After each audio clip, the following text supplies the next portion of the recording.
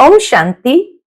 आज 5 अक्टूबर 2024 के बाबा के अनमोल मधुर महावाक्य सुनेंगे। आज की मुरली में बाबा हम बच्चों को बेहद का वैराग्य दिलाते हैं। बाबा कहे तुम बच्चों को इस सारी पुरानी दुनिया का संन्यास करना है। दुनिया के सन्यासी हद का संन्यास करते हैं, घर बार का संन्यास करते हैं, लेकिन वो सारी पुरानी दुनिया का संन्यास नहीं कर सकते हैं। साथ ही साथ बाबा कहे बेहद का संन्यास करके बाबा को बहुत प्यार से याद करना है। साथ ही साथ अपने असली घर शांति धाम को भी याद करना है और सुखधाम को भी याद करना है। बाबा कहे तुम्हें सुखधाम में जाने के लिए स्कॉलरशिप लेना है, और स्कॉलरशिप लेना है तो जरूर याद के चार्ट को बढ़ाना है। तो सुनते हैं आज के बाबा के अनमोल मधुर महावाक्य। ओम शांति। मीठे बच्चे, बाबा आया है तुम बच्चों से दुखधाम का संन्यास कराने। यही है बेहद का संन्यास। आज की मुरली से प्रश्न है, उन सन्यासियों के सन्यास में और तुम्हारे सन्यास में मुख्य अंतर क्या है? उत्तर, वे सन्यासी घर बार छोड़कर जंगल में जाते हैं, लेकिन तुम घर बार छोड़कर जंगल में नहीं जाते हो। घर में रहते हुए सारी दुनिया को कांटों का जंगल समझते हो। तुम बुद्धि से सारी दुनिया का संन्यास करते हो। रहना घर बार में ही है, लेकिन बाबा कहे समझना ये है कि सारी दुनिया कांटों का जंगल है, और इसलिए बुद्धि से सारी दुनिया का संन्यास करते हो। ओम शांति। रूहानी बाप बैठ रूहानी बच्चों को रोज रोज समझाते हैं, क्योंकि आधा कल्प के बेसमझ है ना, तो रोज रोज समझाना पड़ता है। पहले पहले तो मनुष्य को शांति चाहिए। आत्माएं सब असल रहने वाली भी शांति धाम की है। बाप तो है ही सदैव शांति का सागर। हम सब आत्माएं भी शांति धाम की रहने वाली, और बाबा हमारा है शांति का सागर।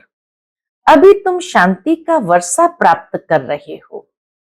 कहते हैं ना, शांति देवा, अर्थात हमको इस सृष्टि से अपने घर शांति धाम में ले जाओ, अथवा शांति का वर्षा दो। देवताओं के आगे अथवा शिव बाबा के आगे यह जाकर कहते हैं कि शांति दो, क्योंकि शिव बाबा है शांति का सागर। अभी तुम शिव बाबा से शांति का वर्षा ले रहे हो।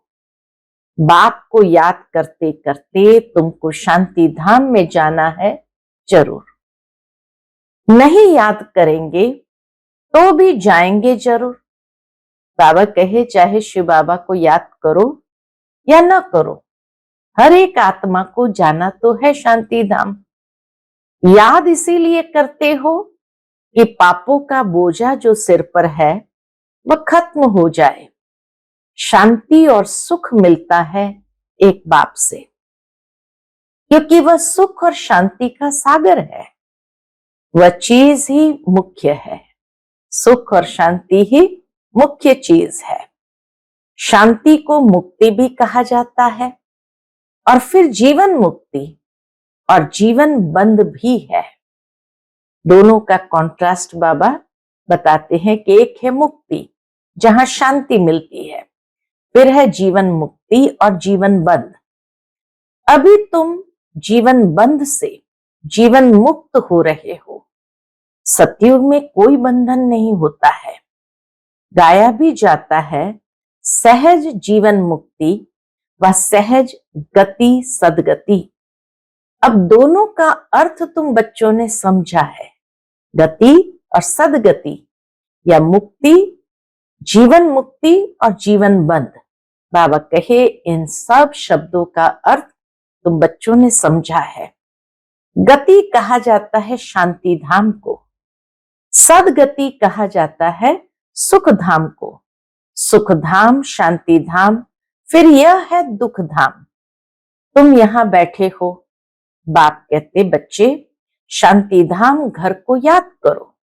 आत्माओं को अपना घर भूला हुआ है, बाप आकर याद दिलाते हैं, समझाते हैं, हे रूहानी बच्चों, तुम घर जा नहीं सकते हो जब तक मुझे याद नहीं करेंगे। बाबा कहे बच्चे तुम घर जा नहीं सकते हो जब तक मुझे याद करके पावन नहीं बनेंगे।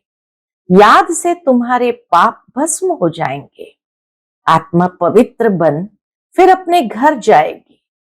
तुम बच्चे जानते हो यह अपवित्र दुनिया है, एक भी पवित्र मनुष्य नहीं। पवित्र दुनिया को सतयुग, अपवित्र दुनिया को कलयुग कहा जाता है।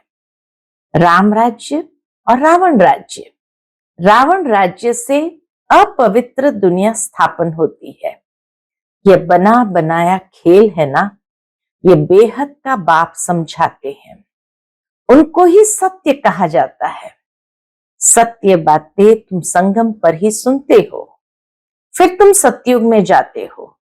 द्वापर से फिर रावण राज्य शुरू होता है। रावण अर्थात असुर ठहरा।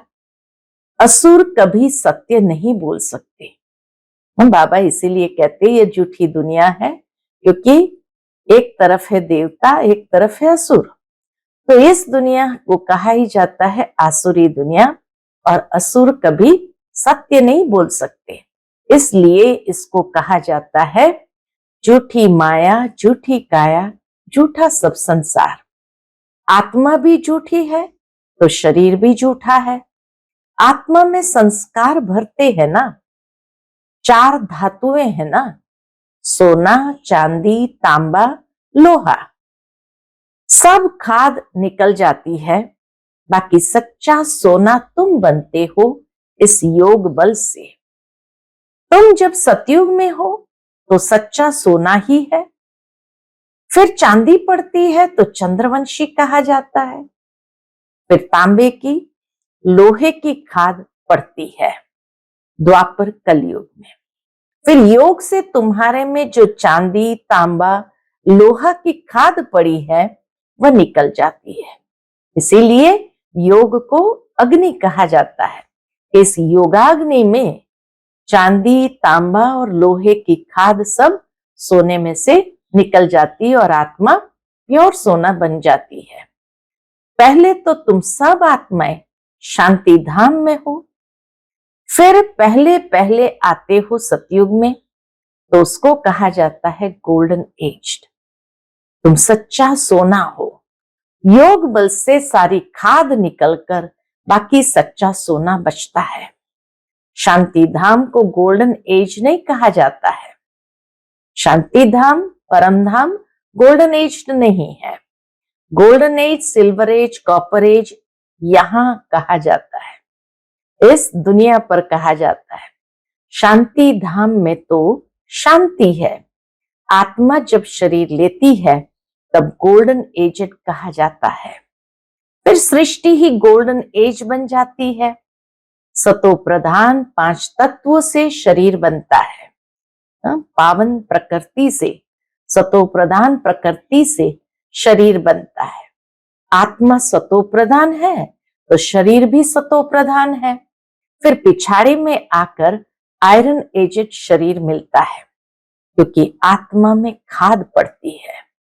तो गोल्डन एज, सिल्वर एज इस सृष्टि को कहा जाता है। यह सृष्टि का स्वर्ण समय था जिसको गोल्डन एज, सिल्वर एज कहा जाता है। तो अब बच्चों को क्या करना है, पूछते बाबा। अब बच्चों को क्या करना है? पहले पहले शांति धाम जाना है, इसलिए बाप को याद करना है, तभी तमो प्रधान से सतो प्रधान बन जाएंगे। इसमें टाइम उतना ही लगता है जितना टाइम बाप यहां रहते हैं। वह गोल्डन एज में पार्ट लेते ही नहीं। तो जब तक बाबा का पार्ट यहाँ है तब तक संगम युग चलता है। जैसे ही बाबा का पार्ट समाप्त होता फिर गोल्डन एज में तो बाबा को आना नहीं है। वह गोल्डन एज में पार्ट लेते ही नहीं। तो आत्मा को जब शरीर मिलता है तब कहा जाता है ये गोल्डन एजेड जीव आत्मा है। ऐसे नहीं कहेंगे गोल्डन एजेड आत्मा, नहीं, शरीर धारण कर लिया तो जीव आत्मा कहेंगे, नहीं, गोल्डन एजेड जीवात्मा फिर सिल्वर एजेड जीवात्मा होती है। तो यहां तुम बैठे हो, तुमको शांति भी है तो सुख भी प्राप्त होता है। तो क्या करना चाहिए? दुख धाम का सन्यास, इसको कहा जाता है बेहद का सन्यास। उन सन्यासियों का है हद का सन्यास। घर बार छोड़ जंगल में जाते हैं। उनको ये पता नहीं है कि सारी सृष्टि ही जंगल है, ये कांटों का जंगल है। यह है कांटों की दुनिया, वह है फूलों की दुनिया। वह भल सन्यास करते हैं परंतु फिर भी कांटों की दुनिया में रहते, तो कांटों की दुनिया में, जंगल में, शहर से दूर दूर जाकर रहते हैं। उन्हों का है निवृत्ति मार्ग, तुम्हारा है प्रवृत्ति मार्ग। तुम पवित्र जोड़ी थे, अभी अपवित्र बने हो। उनको गृहस्थ आश्रम भी कहते हैं। सन्यासी तो आते ही बाद में है, इस्लामी बौद्धि भी बाद में आते हैं, क्रिश्चियन से कुछ पहले आते हैं। तो यह झाड़ भी याद करना है, चक्र भी याद करना है। बाप कल्प कल्प आकर कल्प वृक्ष की नॉलेज देते हैं, क्योंकि खुद बीज रूप है। जो बीज है वही तो सारे वृक्ष की नॉलेज देते हैं। तो बाबा कहे क्योंकि बीज रूप है, सत है, चैतन्य है, इसलिए कल्प कल्प आकर कल्प वृक्ष का सारा राज समझाते हैं। तुम आत्मा हो परंतु तुमको ज्ञान सागर, सुख का सागर, शांति का सागर नहीं कहा जाता। यह महिमा एक ही बाप की है जो तुमको ऐसा बनाते हैं। बाप की यह महिमा सदैव के लिए है, सदैव पवित्र है और निराकार है। सिर्फ थोड़े समय के लिए आते हैं पावन बनाने, सर्वव्यापी की तो बात ही नहीं। तुम जानते हो बाप सदैव वहां ही रहते हैं, परमधाम में ही रहते हैं। भक्ति मार्ग में सदैव उनको याद करते हैं। सतयुग में तो याद करने की दरकार नहीं रहती है।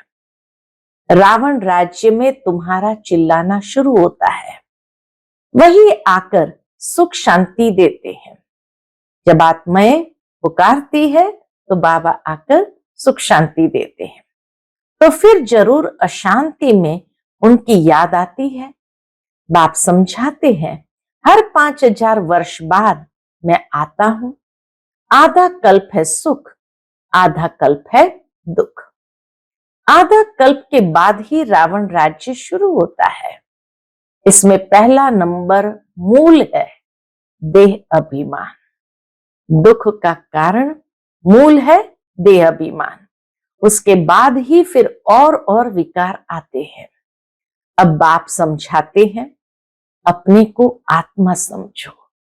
द्वापर से जैसे ही हमारे दैहिक दृष्टि वृत्ति सब आरंभ हुई, उसके बाद सारे विकार भी आए। इसलिए बाबा आते ही पहले कहते हैं अपने को आत्मा समझो, देही अभिमानी बनो। आत्मा की भी पहचान चाहिए। मनुष्य तो सिर्फ कहते हैं आत्मा भ्रुकुटी के बीच चमकती है। अभी तुम समझते हो वह है अकाल मूरत। उस अकाल मूरत आत्मा का तख्त ये शरीर है। आत्मा बैठती भी भ्रुकुटी में है। अकाल मूरत का यह तख्त है। सब चैतन्य अकाल तख्त है। हर एक आत्मा का चैतन्य अकाल तख्त है। वह अकाल तख्त नहीं जो अमृतसर में लकड़ी का बना दिया है। उस अकाल तख्त की बाबा बात नहीं करते हैं, लेकिन आत्मा जहां विराजमान है उस भ्रुकुटी को अकाल तख्त कहते हैं। तो वह अकाल तख्त नहीं जो अमृतसर में लकड़ी का बना दिया है। बाप ने समझाया है जो भी मनुष्य मात्र है सबका अपना अपना अकाल तख्त है। आत्मा आकर यहाँ विराजमान होती है। सतयुग हो या कलयुग हो, आत्मा का तख्त है ही ये मनुष्य शरीर। तो कितने अकाल तख्त है? जो भी मनुष्य मात्र है अकाल आत्माओं के तख्त है।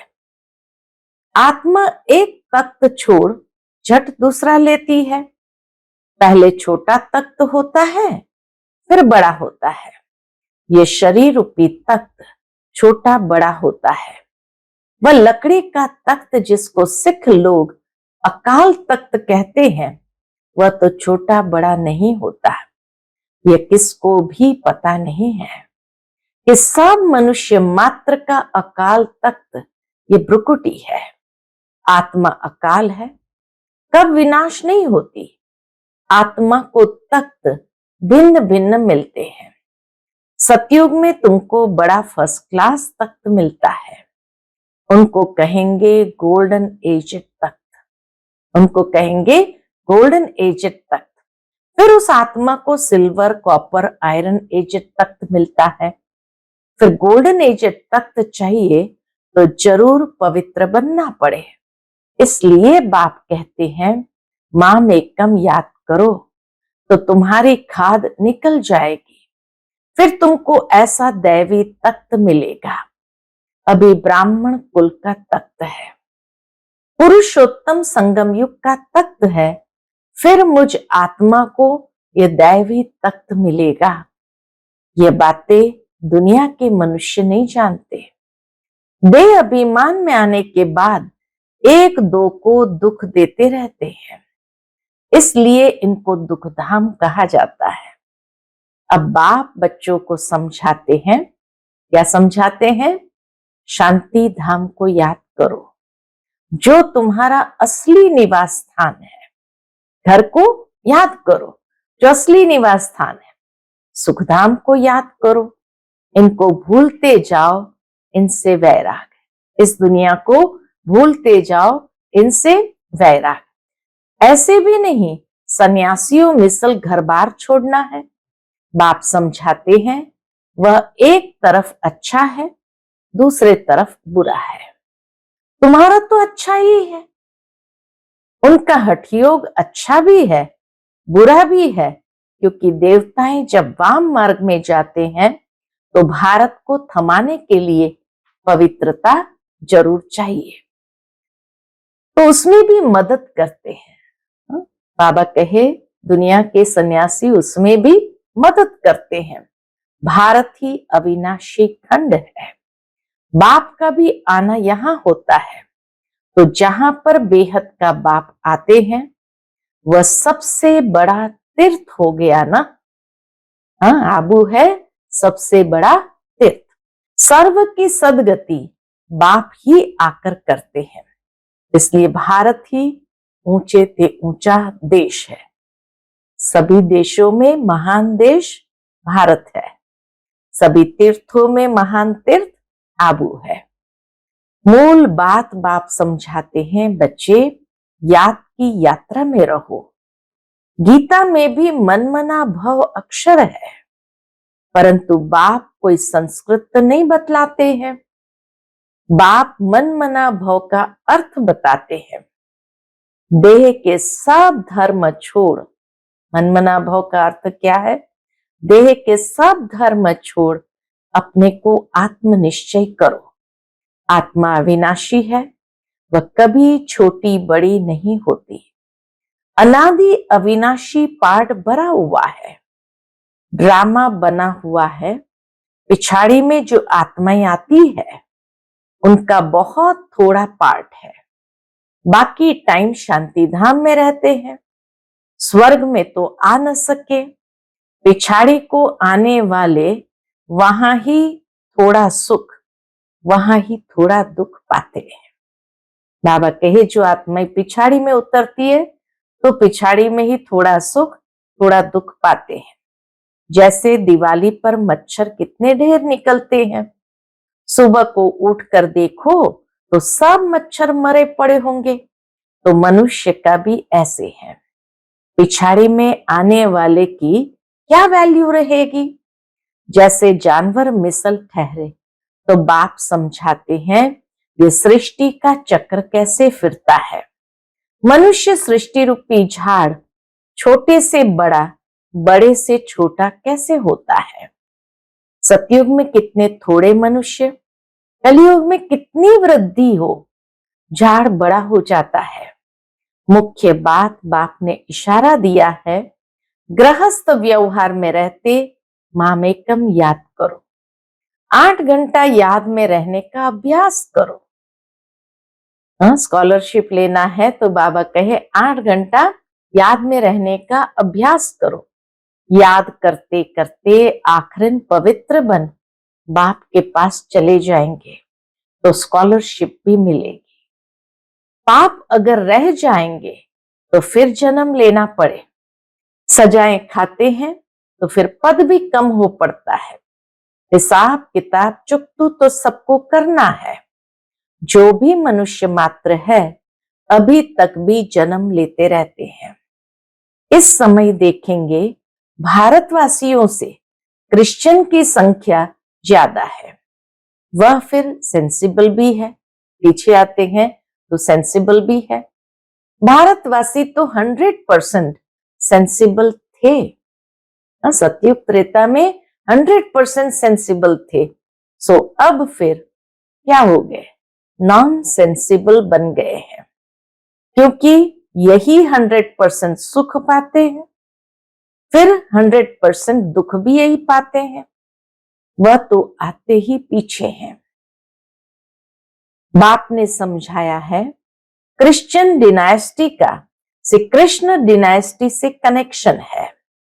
क्रिश्चियन ने राज्य छीना, फिर क्रिश्चियन डिनाइस्टी से ही राज्य मिलना है, वापस वही राज्य देंगे। इस समय क्रिश्चियन का जोर है, उन्हों को भारत से ही मदद मिलती है।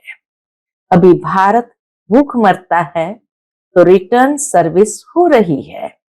यहां से बहुत धन, बहुत हीरे जवाहरत आदि वहां ले गए हैं, बहुत धनवान बने हैं तो अब फिर धन पहुंचाते रहते हैं।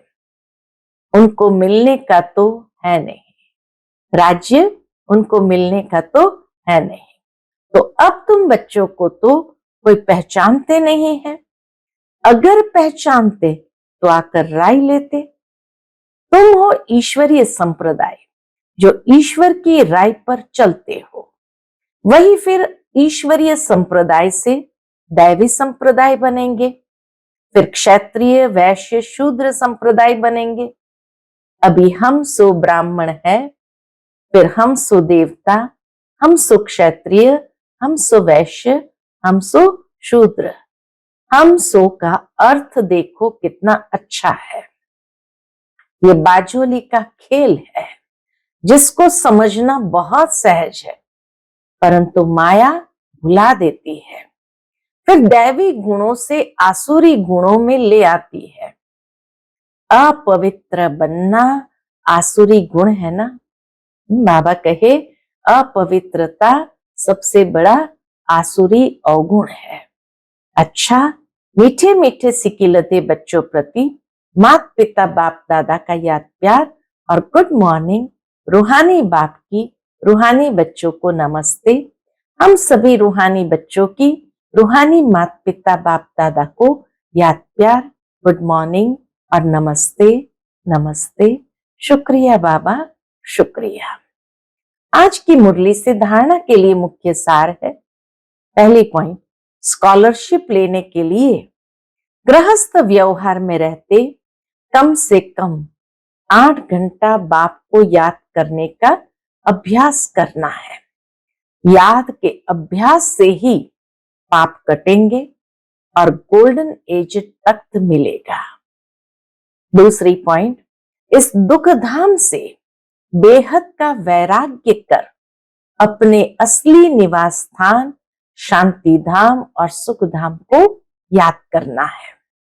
देह अभिमान में आकर किसी को दुख नहीं देना है। आज का बाप दादा का मधुर वरदान हम बच्चों के प्रति है, कर्मों के हिसाब किताब को समझकर अपनी अचल स्थिति बनाने वाले सहज योगी भव। कर्मों के हिसाब किताब को समझकर अपनी अचल स्थिति बनाने वाले सहज योगी भव।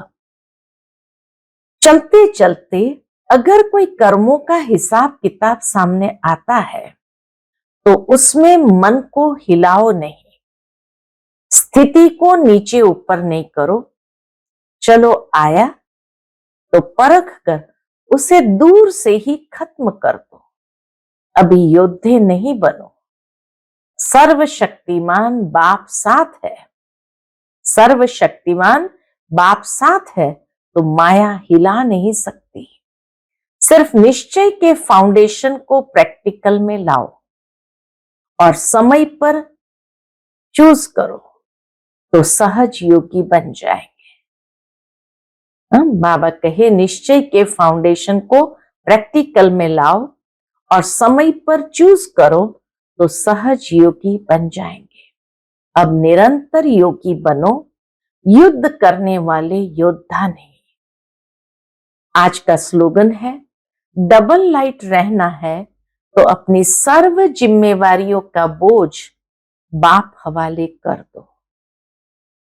डबल लाइट रहना है तो अपनी सर्व जिम्मेवारियों का बोझ बाप हवाले कर दो। अच्छा, ओम शांति।